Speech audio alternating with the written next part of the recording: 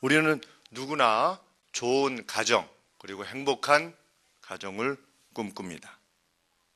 그것은 비단 자녀들만의 것이 아니라 부모된 우리들의 것이기도 할 것입니다. 부모도 좋은 가정을 원하고 또 자녀들도 좋은 가정이 되기를 원할 것입니다. 그렇다면 어떤 가정이 좋은 가정이요 행복한 가정일 수 있겠는가? 부모로서는 이럴 때 가장 행복한 가정일 수 있으리라 이렇게 여겨집니다. 언제?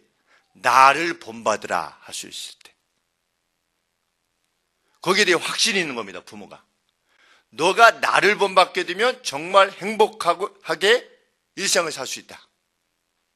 정말 평안하게 일생을 살 수 있다.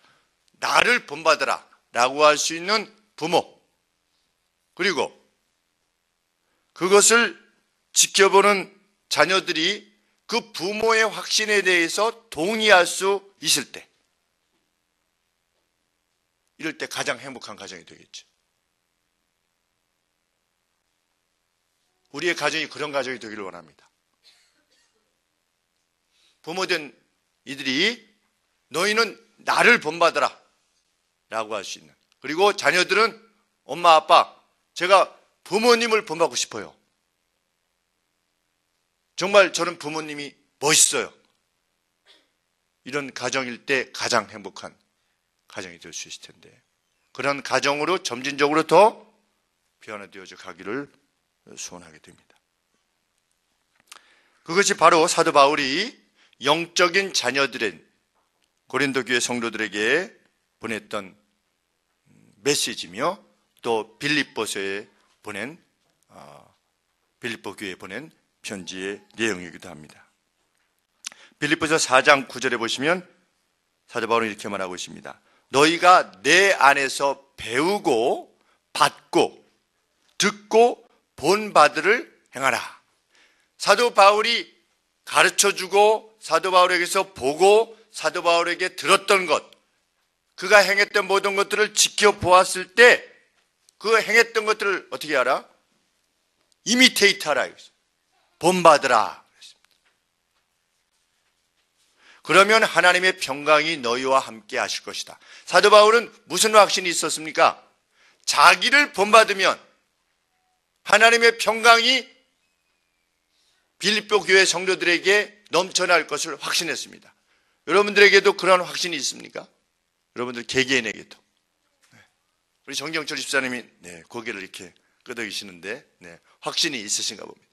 정경철 집사님을 본받으면 우리 시안이와 이언이가 주님의 평강 안에 거할 수 있게 되는 것이지요. 그런 확신들이 가정마다 넘쳐나기를 원하는 것입니다. 우리가 나를 본받으라 할 때에 그럼에도 불구하고 자연인으로서의 부모의 어떤 인간적 경험 그리고 이러한 가치는 사실 기댈 게 못 됩니다. 그게 한계지요. 왜냐하면 부모님들은 다 누구나 나를 본받으라 하기 때문에 웬만하면. 그런데 자연인으로서 그냥 보통 사람으로서의 아버지 엄마를 본받으라 가지고는 안 되는 거지요. 부모 개인의 경험과 어떤 특징들 이것들에 의해서 한계되어지기 때문에. 소크라테스가 저도 대학교 1학년 때 소크라테스의 책을 읽었는데 무슨 책인지는 기억이 잘 안 나는데 그 내용 중에 가장 인상적인 것 중에 하나가 무엇이었냐면 모든 부모가 옳을 수 없다 이런 내용이었습니다. 왜냐하면 모든 부모가 옳다면 세상이 이렇게 안 됐을 것이기 때문이다 그렇게 말했습니다. 참 맞는 말로 다가왔습니다. 모든 부모들이 이렇게 모든 부모들이 정말 옳은 결정들을 내렸다면 세상이 이렇게 악하게 되지 않았을 것이라는 것이지요. 그러므로 자연인으로서의 내 경험 이걸 가지고 나를 본받으라 할 수는 없는 것이지. 그래서 사도 바울이 오늘 11장 1절에서 뭐라고 말하고 있습니까? 나를 본받으라 전에 내가 그리스도를 본받는 자 된 것 같이 전제하는 것입니다. 너희는 나를 본받으라 그랬습니다. 그러니까 우리도 우리의 자녀들에게 정말 행복한 가정을 원한다면 적어도 가장이 자기의 자녀들에게 그런 말을 할 수 있어야죠. 내가 그리스도를 본받는 자 된 것 같이 너희도 그리스도를 본받고 나를 본받으라. 왜? 그리스도를 직접 볼 수 없으니까. 누구를 통해서 자녀들은 그리스도를 보는 것입니까? 부모를 통해서 그리스도를 보는 것입니다.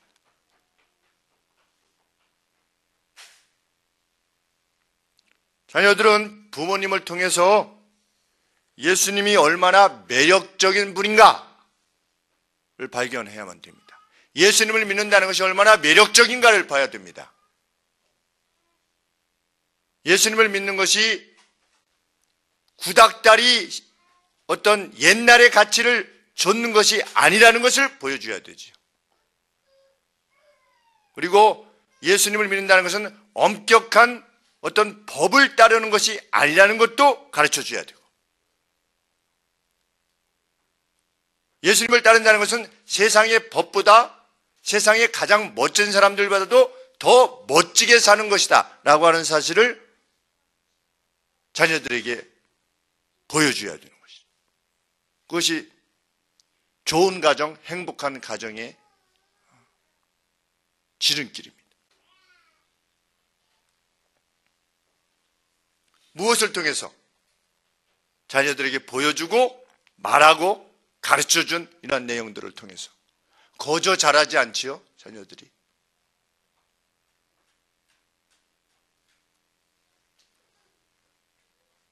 물론 부모된 우리가 최선을 다해서 가르친다고 해서 자녀들이 반드시 그렇게 된다, 그것도 오만일 수 있지요. 그러나 우리로서는 최선을 다하다가 가는 것입니다.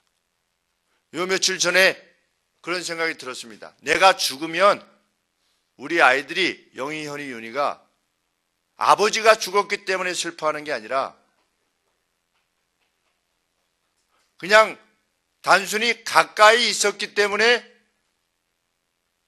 그 가까이 있었던 아버지가 없어졌기 때문에 슬퍼하는 것이 아니라 같이 공유하였던 믿음의 가치, 그것 때문에 참 그리워하고 애통해야 하는 그런 죽음을 내가 죽을 수 있을 것인가, 이런 생각이 한 몇 주 전에 들었습니다.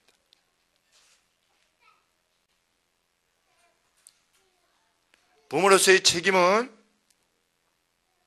최선을 다하는 것이지요. 예수님께서도 마태복음 13장 15절 말씀해 보시면 내가 너희에게 행한 것 같이 너희도 행하게 하려 본을 보였노라, 이렇게 말씀하셨습니다. 본을 보여야 되는 것이죠.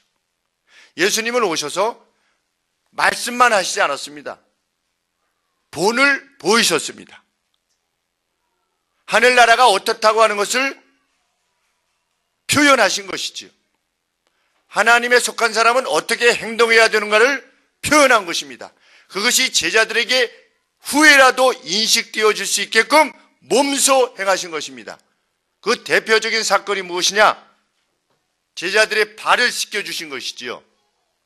그런데 예수님의 말씀을 잘 해석하면 그것이 발을 씻기는 것이 아니라 나중에 십자가에서 자기 자신을 내어주는 그 사건과 관련되어졌다는 것을 알게 됩니다. 제자들은 3년 동안 예수님이 어떻게 행하셨는가를 보았습니다. 곁에서 지켜봤지요. 그것이 교육입니다. 신앙은 말로 이루어지지 않지요. 부모가 어떤 가치를 위해서 어떻게 희생하고 어떤 결단을 내리고 어떻게 헌신하느냐, 우리 부모님은 예수님 때문에 어떻게 변화되어져 가느냐 하는 그런 매력적인 면을 우리 자녀들이 지켜보아야 되는 것이죠.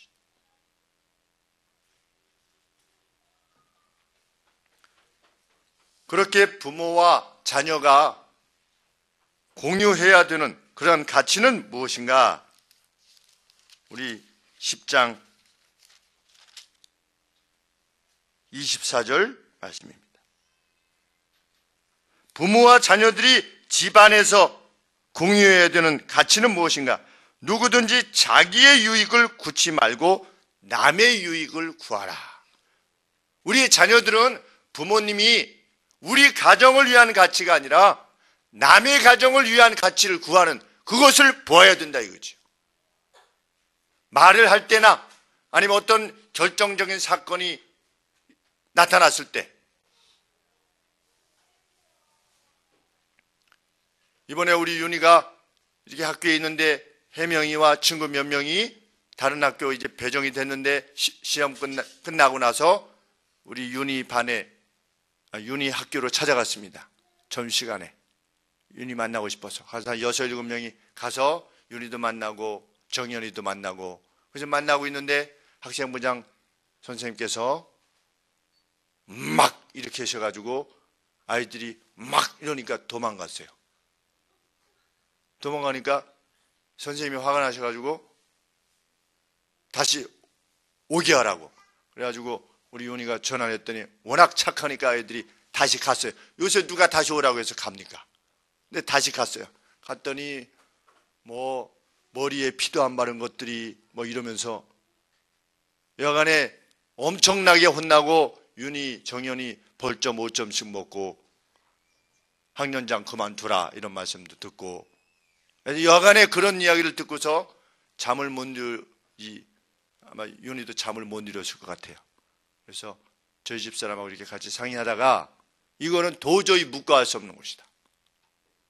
벌점 5점이 문제가 아니라 친구 학교에 이렇게 잠깐 얼굴 보고 싶어서 놀러 간 것이 그렇게 머리에 피도 마르지 않은 것들이 행해서는 안 될 행동인가? 이거는 결코 용납할 수 없는 것이다. 그런데 만약에 우리가 찾아갔다가 불이익이 3년 동안 있게 되면 그 불이익이 있을 수 있죠. 선생님들한테. 불이익에도 관계없다 이거죠. 너가 선생님들한테서 왕따가 돼도 그것은 관계없다. 왜? 너의 벌점이 5점이 문제가 아니라 그런 선생님이 만일 그런 상태에서 계속하게 된다면 그 선생님으로 말미암아 그런 억울함을 당할 아이들이 앞으로도 얼마나 많이 있겠냐. 그래서 이것은 반드시 짚고 넘어가야 된다라는 이야기를 이렇게 집에서 같이 나누고, 저희 집사람이 담임선생님한테 먼저 말씀을 드려서 담임선생님이 학생부장 선생님한테 말씀을 드려서 학생부장 선생님이 윤희한테 미안하다고 그랬대요. 여하간에 벌점이냐 아니냐 문제가 아니라 그게 뭐 단 10원이든 100원이든 그 억울한 감정, 이런 감정들에 대해서 그것이 어떤 우리 뭐 윤희를 보호하겠다 이런 차원이 아닌 것이죠. 그것이 선생님의 눈밖에 나서 괴로움을 겪는다 할지라도 그것이 온당치 않은 것이라고 할 때는 어떻게 해야 되는 겁니까? 가서 정상적으로 말씀을 드려야 되는 거예요.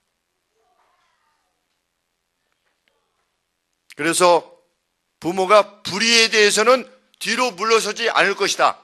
정상적인 범주 내에서 가서 뭐 선생님에게 막 무슨 소리 한다든가 이것이 아니라 그것이 그렇게 잘못된 것인가. 오늘 혜명이한테 얘기했더니 얘네들도 혜명이 학교에 가서 그렇게 놀고 그랬대요. 근데 그 학교에서는 아무런 문제가 없는 것이지. 근데 이 학교에서만 특별히 그렇게 돼서 친구들이 오기 때문에 우리도 가도 되는가 보구나 해서 왔는데 그것이 그렇게 문제가 될 만한 것인가. 교칙을 어겼다고 그래서 교칙에 다른 학교 아이들이 들어오면 5점을 감점한다. 이런 교칙 나는 없을 것 같다 아무래도. 그리고 고지했느냐 학생들한테 이러이러한 벌칙이 있다고 하는 것을 고지 태만해 줘요. 그렇죠? 우리 그 있지 않습니까?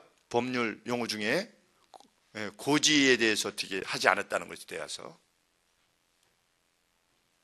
그래서 여하간에 현재 진행형입니다. 아직 이제 큰 문제는 해결됐지만 어떻게 할 것인가. 자기의 유익을 구하지 아니하고 남의 유익을 구해라. 이것이 부모와 자녀가 공유해야 될 가치라는 거죠. 바울이 이렇게 언급을 하게 된 이유는 그 당시에 누가 음식을 내어놓으면서 이것이 제사 음식이요 이렇게 말을 하고 내오는 겁니다. 여러분들 같으면 어떤 사람이 고사떡을 주시면서 이거 돼지머리 이렇게 해서 우리가 절한 고사떡이요 라고 누가 주시면 먹을 수 있습니까? 없습니까? 먹을 수 있지요. 양심에 거리낌이 없습니다. 왜 그렇습니까? 26절 말씀에 25절 26절에 무릇 시장에서 파는 것은 양심을 위하여 묻지 말고 먹으라. 이는 땅과 거기 충만한 것이 주님의 것이기 때문이다. 다 음식이 다 하나님 것이 무슨 귀신 거이 없다 이거지요. 그렇기 때문에 먹어도 된다 이것입니다. 그러나 28절 말씀에 누가 너희에게 이것이 재물이라 말하거든 알게 한 자와 일부러 말한 겁니다. 이거 우상에게 제사 드리고 나온 것이요. 알게 한 자와 및 양심을 위하여 먹지 말라. 그러면서 그 양심이 누구의 양심이냐면 29절에 내가 말한 양심은 너희의 것이 아니요 남의 것이니 그랬습니다. 곁에 있었던 다른 사람들이 마음에 이게 제사 음식이요 라고 말하는 사람 있고 내가 있고 그걸 또 지켜보는 다른 사람들이 있겠죠. 이 다른 사람들의 양심을 위하여 먹지 말라 이것입니다. 나는 먹을 수 있다는 거지요. 29절 말씀에 내 자유가 남의 양심으로 말미암아 어찌하여 판단을 받으리요. 이게 무슨 상관이야? 라고 내가 먹어도 된다는 것입니다. 30절 말씀에도 만일 내가 감사함으로 참여하면 주님 감사합니다 라고 그 우상에 드린 음식을 먹으면 어찌하여 내가 감사하다는 것에 대하여 비방을 받겠느냐? 그렇지 않다는 걸 나는 안다 이것입니다. 그럼에도 불구하고 누구의 양심 때문에 이제 처음 예수님을 믿는 그 어떤 사람이 그 모습을 보고 혹시 마음에 상처를 입을까 하여 그들의 양심을 위하여 먹지 말라 이것입니다.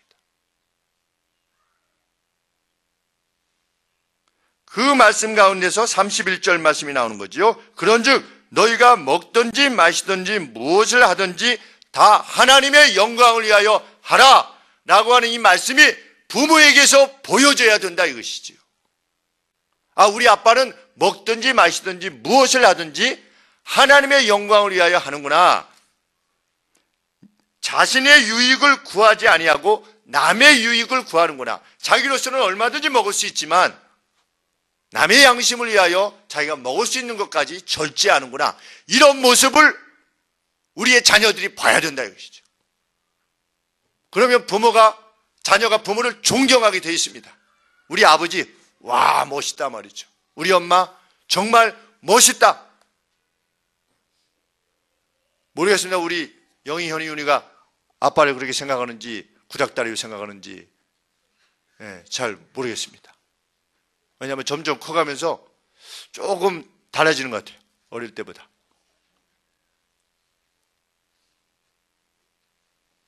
이제 자기의 주장들이 생기니까 이제는 자기 몫으로 살겠죠.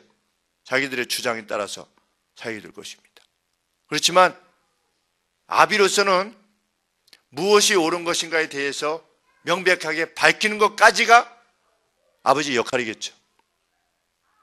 아브라함이 자기 이삭에게 보여줬겠죠. 이삭도 에서와 야곱에게 보여줬지요. 그러나 한 사람은 에서의 삶을 살았고 한 사람은 야곱의 삶을 살았습니다. 그 뒷부분의 책임은 자기의 결정에 있다는 것이죠. 그러나 부모로서는 자기의 역할을 다하는 것이죠. 우리 엄마는, 우리 아빠는 학원비 내주고 밥 먹여주고 옷 사주는 사람이 아니라 우리 엄마 아빠는 그 무엇인가 선한 가치를 쫓아서 늘 그것을 생각하며 사는 엄마 아빠구나 라고 할 때 그 가정이 행복해지는 것이죠.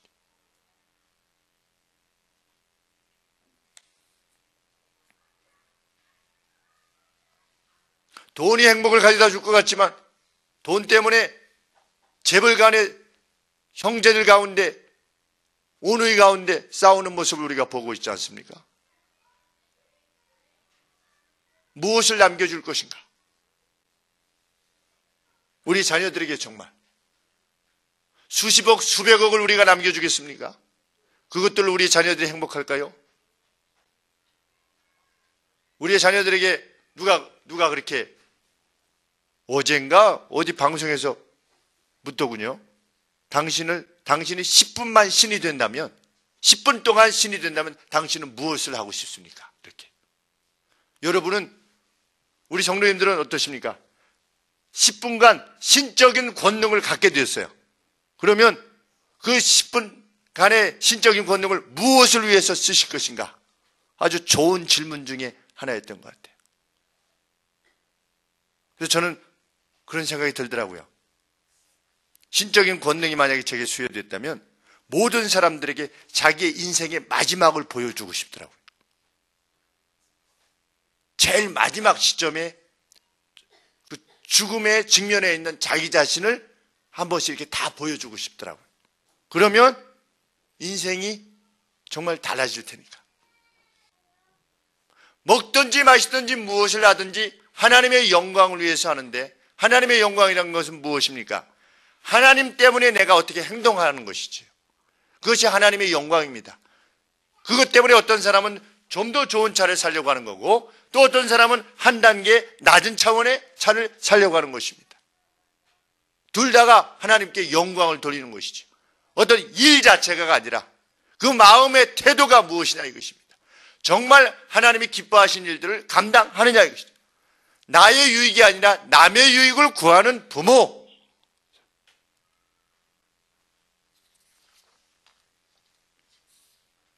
어제는 목사 된 큰형으로부터 어떤 참 감사한 이야기를 들었습니다.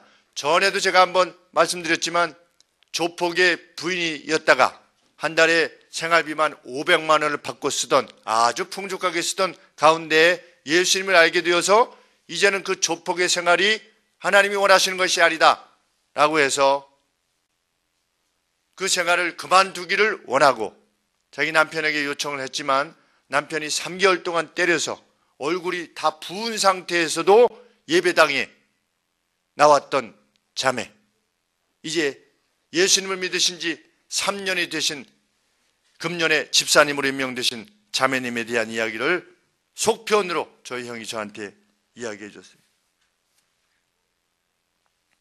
그분이, 그 자매님이 다른 특별 집회에 참여하셔서 이희돈이라고 하시는 무슨 무역 쪽에, 무슨 협회 쪽에 무슨 장이라고 하시는 분이 하시는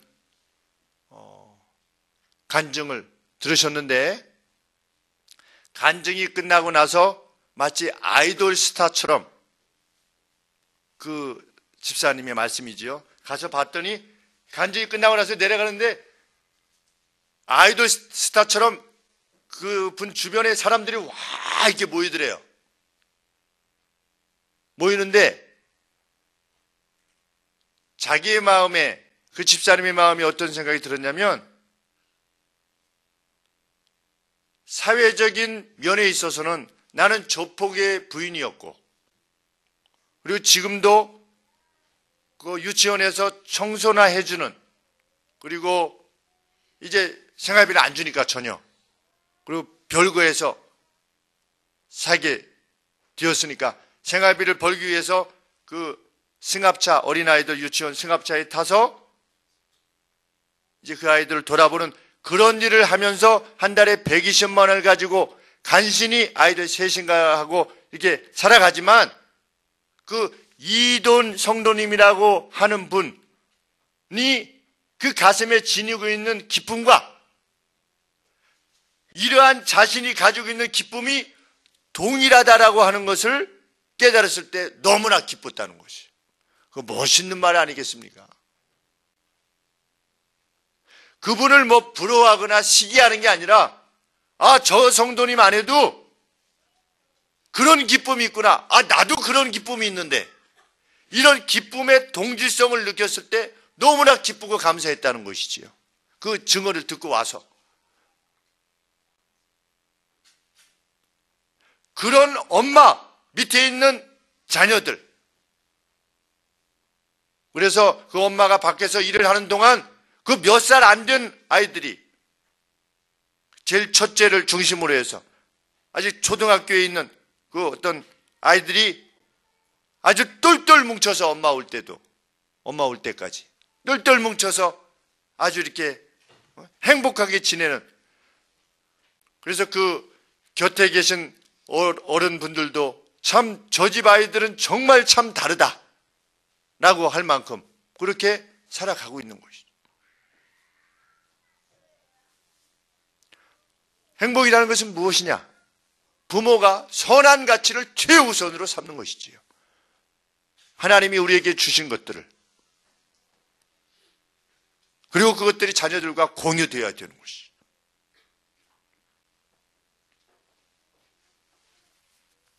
그런데 그 집사님이 고등학교 나오셨답니다. 그런데 최근에 인터넷으로 공부 시작해가지고 유치원 보육교사 자격증을 이제는 내가 했다고 해서 내년까지 하면 유치원 보육교사가 될 수 있대요. 그러면 월급이 한 200만 원 정도 된대요. 얼마나 멋있어요. 조폭의 부인으로서 한 달에 500만 원 쓰던, 그냥 마음대로 쓰던, 차도 좋은 차 타고 다니던 그런 삶을 과감히 버리는 것이죠. 그리고 청소 아줌마로 살아가는 것이죠. 그러면서도 그 안에서의 어떤 그 발전을 위하여 자기 삶을 포기하지 않고 나아가고 있는 그런 어떤 장한 모습들을 누가 보는 것이냐? 자녀들이 보는 것이죠. 남의 것만이 아니라 그것이 내 것이 되기를 구하는 것이지요. 너희는 내가 그리스도를 본받는 자 된 것 같이 나를 본받으라. 또 다른 증언 중에 하나는 뭐였냐면 용파리가 있었답니다. 용파리. 여러분 기억하십니까? 용파리? 옛날에 무슨 신민당 무슨 이게 정치하면 이게 했던 용파리, 그분이 예수님을 믿으시게 됐대요. 그래가지고 그 용파리 되시는 분이 뭐라고 말씀하시냐면 내 안에는 과거의 용파리가 있다 이거죠. 그런데 이게 없어진 게 아니라 내 안에 잠재되어 있기 때문에 어떻게 해서든지 주님의 은혜로 옛날의 용파리를 잠재우지 못하면 언제든지 다시 솟아나올 수 있다는 것입니다. 그래서 그것을 솟아나지 못하기 위해서 늘 말씀을 사모해서 새벽기도, 무슨 수요예배, 무슨 집회 이런 것들에 참석하면서 자기 자신을 붙잡기 위하여서 말씀으로 그렇게 애쓰고 있느라고 하는 그런 증언을 듣는 것이죠. 저희 형이 또 그 이야기를 해주었습니다. 그 감동적인 이야기죠. 자기가 누군지를 아는 거죠. 그래서 주님의 은혜로 자기를 붙잡으려는 거예요. 깨어있기를 원하는 것이지.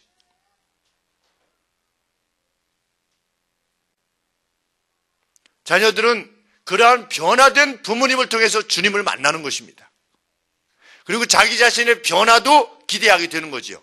나는 안 돼가 아니라 부모가 변화되어지는 모습을 볼 때 5년 지나고 10년 지나고 우리 부모님이 완전히 달라지는 거예요. 이전에는 세상의 가치를 쫓아 살던, 세상의 부, 세상의 명예, 누가 나를 알아주느냐, 미래를 얼마나 책임지느냐, 노후 준비가 어떻게 되느냐, 늘 이런 거에 관심하던 그 말하는 내용들이, 사람이 말을 할 때 자기가 가장 생각을 두고 있는 것을 가장 많이 말하지요. 시간에. 노후 준비가 걱정되는 사람은 만나면 계속 연금 얘기하는 겁니다. 저희 형도 그런 얘기를 하더라고요. 저희 큰형 형도. 목사님들 만나면 당신 연금 들었어? 얼마짜리 들었어? 계속 그 얘기를 듣기 싫다 이거예요.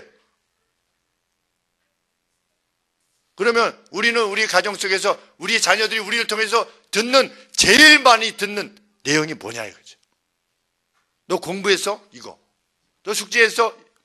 밥 먹었어? 이거 말고 너 이거에 대해서 어떻게 생각하니? 너는 왜 그것을 그렇게 했냐? 너 생각은 뭐냐? 이런 어떤 가치에 관한 말. 그리고 엄마 아빠가 어제 어떤 일이 있었는데 이렇게 해서 이렇게 했는데 그것을 그렇게 하는 것보다 이렇게 하는 것이 훨씬 하나님 기뻐하실 것 같아서 그런 선택을 했다. 이런 말들이 자녀들을 살지게 하는 것이죠. 우리들의 가정 내에서 이러한 복음의 빛나는 가치가 전수되어지기를 원하고, 먼저 우리들 자신이 내가 그리스도를 본받는 자 된 것 같이 너희도 나를 본받으라라고 하는 그런 어떤 하나님에 대한 확신이 먼저 있게 되기를 원하고, 우리의 자녀들도 그렇게 추구하면서 나가는 부모님이 계시다면 그 부모님을 응원해야죠. 여러분들의 응원이 부모님들에게는 아주 큰 힘이 될 수 있습니다. 아빠 엄마가 그런 말을 해줄 때 아빠 엄마 정말 멋있어요, 그런 표정을 한번 지어주는 거예요. 우리 엄마가 정말 최고야, 우리 아빠가 정말 최고야 라고 하는 그런 말, 언제 한번 격려해봤는가 우리 엄마 아빠를. 엄마 많이 힘드시지요? 그렇지만 엄마가 참 이런 결정을 해나감이 저는 정말 멋있습니다. 우리 엄마, 우리 아빠. 어떻게 그런 생각을 하시게 됐어요? 야, 그거 참 대단하네요.